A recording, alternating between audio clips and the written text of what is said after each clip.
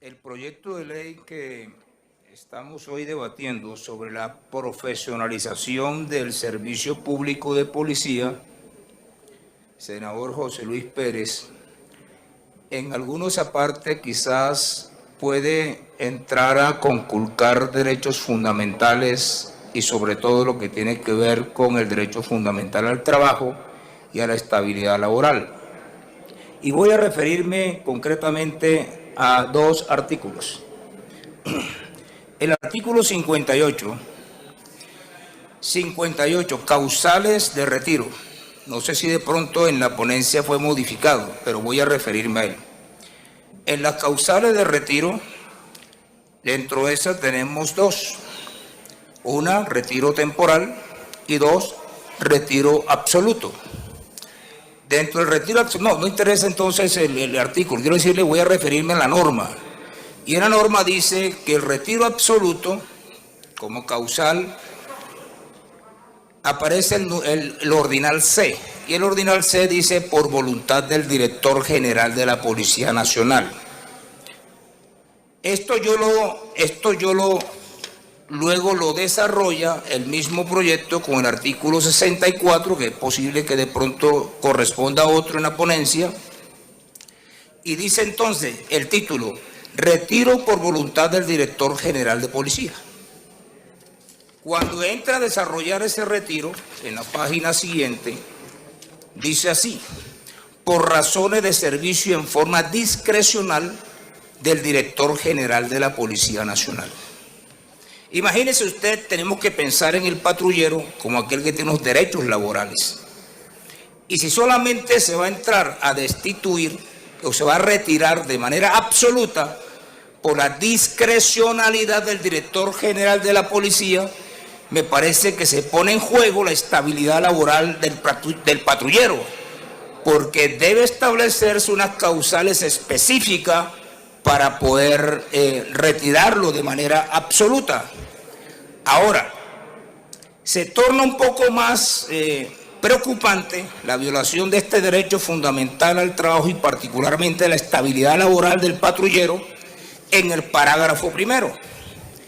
En el parágrafo primero dice así: la facultad para disponer del retiro de los patrulleros de la policía que se refiere el presente artículo, escuche comillas, podrá ser delegada en los directores, direcciones de comandante Policía Metropolitana y Departamento de Policía y directores de la Escuela de Formación Profesional. O sea, no solamente el hecho de erradicar la voluntad del director general para desvincular de manera absoluta, sino que además entonces delega esa facultad de los directores. Se torna un poquito más complicado la estabilidad laboral del patrullero, toda vez que esa facultad delegada pone en riesgo la estabilidad laboral. El artículo 66, la segunda observación, pudo haber hecho proposición, solamente quiero acotar que puedo presentarla, pero antes me gustaría conocer la posición del ponente. El artículo 66, que habla de retiro por desaparecimiento. Recuerde que estamos en un país donde pareciera que el ser humano se volviera fantasma de un día a otro. Estamos en un país donde por razón del desaparecimiento de persona llegó a tipificarse el delito de desaparecimiento de persona forzada. Cuando encontramos el texto del artículo 66, que quizá pueda corresponder a otro en la ponencia, dice así: al patrullero de policía en servicio activo que desaparece sin que se vuelva a tener noticia de él durante 30 días, una vez vencido dicho término, se le declarará provisionalmente desaparecido mediante un acto administrativo. 30 días. Desaparece el patrullero en un país donde se desaparecen personas todos los días, sin establecer ningún tipo de causa ni desarrollo de hechos, solamente por no aparecer ya de suyo. A los 30 días entonces se declara provisionalmente desaparecido. y luego mediante un acto administrativo se declara tal.